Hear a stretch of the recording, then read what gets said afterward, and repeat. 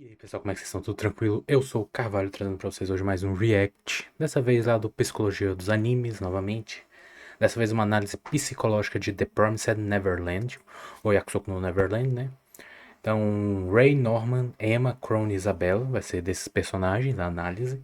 Muito personagem pra um vídeo, eu achei.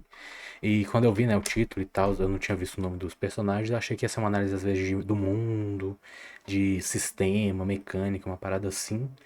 Mas não. Ok, vamos lá então. Lembrando que o link do vídeo original tá aí na descrição para vocês poderem conferir, assim como minhas redes sociais e meu canal na roxinha, beleza? Então, sem muita enrolação, vamos lá.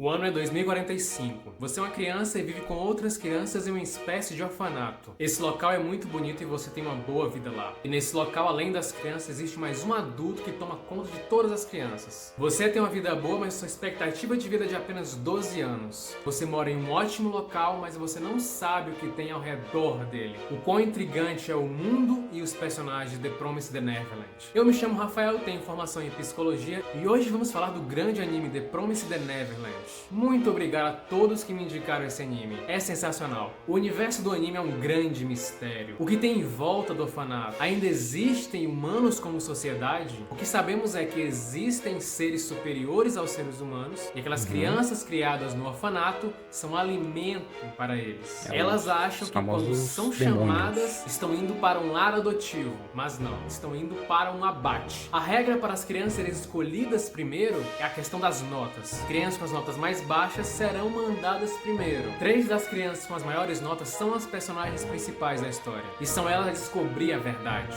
Ray, o personagem mais controverso e instável dentre os 3. Ray não tem a amnésia infantil, ou seja, ele lembra de coisas quando ainda era um bebê.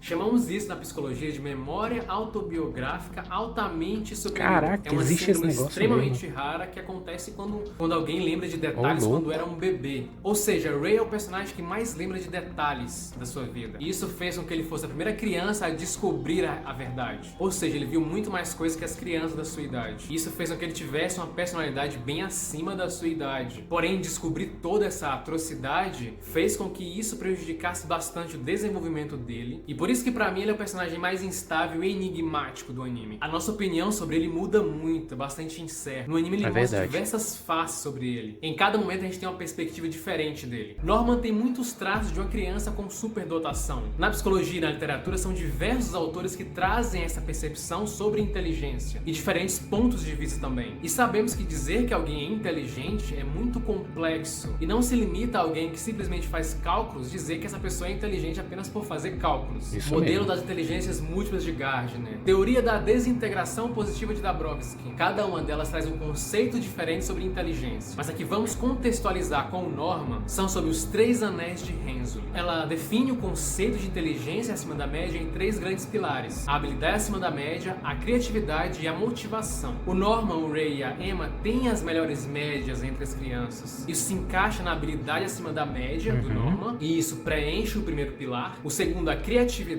O Norman propõe planos, executa planos e a forma como ele organizou a fuga das crianças, todo aquele contexto envolveu um grande poder de criatividade. Já o terceiro grande pilar é sobre motivação. Motivação em se manter, em começar algo e manter a consistência para ir do começo até o fim. O Norman tem um objetivo, Se assim começou, que ele tem que descobre a terminar. verdade e ele cumpre esse objetivo. Ele traça uma meta, um plano e ele vai até o final, não importando a situação. Isso para um adulto já é algo bem grandioso. Para uma criança de 11, 12 anos, beira a genialidade. A própria Isabela, que é a mama, a pessoa que cuida deles no orfanato, admite que o Norman sim é uma criança especial, que está bem acima da média das outras. Emma.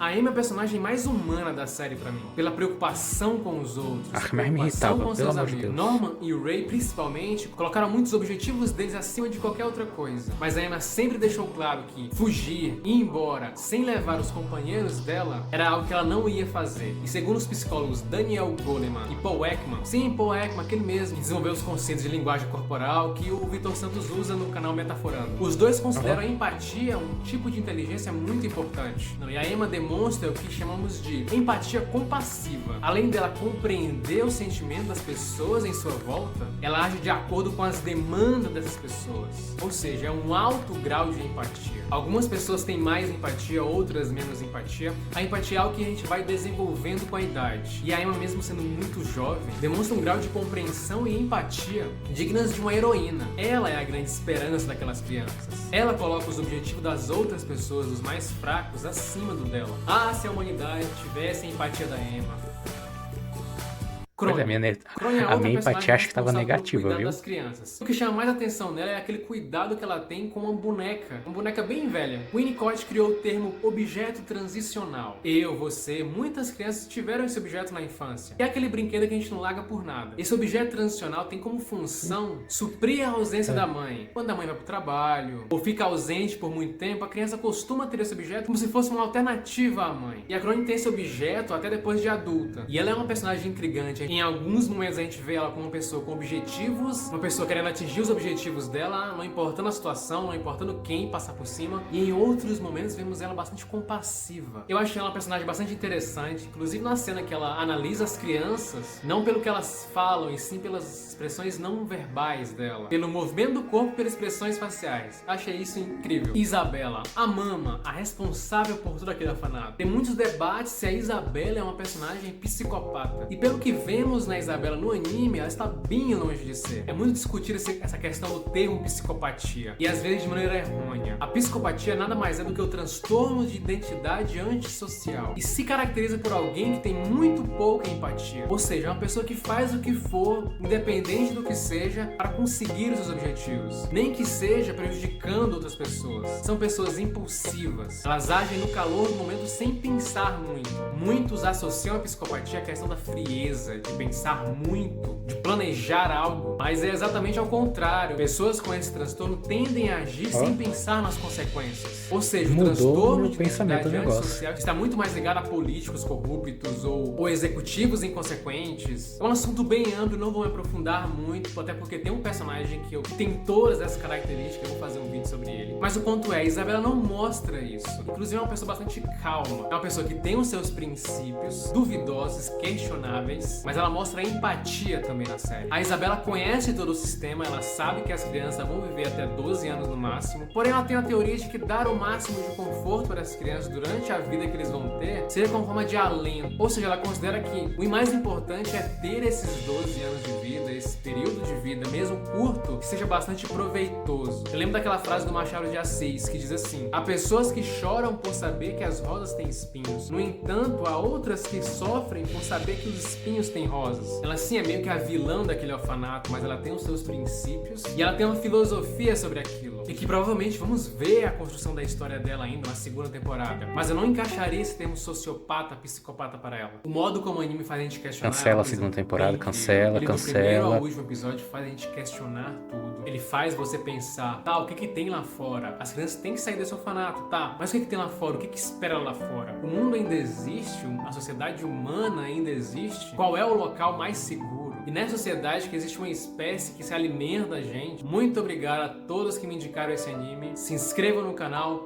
cliquem em gostei e se quiserem uma análise profunda de algum dos personagens do anime, porque eu não me aprofundei muito, coloquem nos comentários, que aí o mais votado eu vou trazer pra vocês. Não deixem de se inscrever e até a próxima.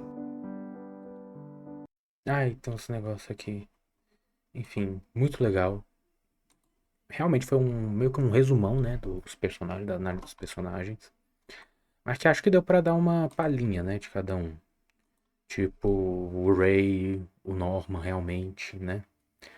A Isabelle realmente, quando você para pra pensar assim, ela nunca quis fazer de um inferno a vida das crianças lá dentro, né? Ela nunca, nada disso, ela sempre quis deixar o mais, vamos dizer assim, confortável, o mais prazeroso e tudo mais. Tanto que meio que eles não sofriam lá quando você assiste, né? Você vê que eles não estavam sofrendo, que eles não queriam sair porque eles estavam sendo maltratados, né? Eles estavam tranquilos vivendo lá até o tempo que fosse o necessário que eles sabiam. Então, muito legal, mano, essa análise dele, assim.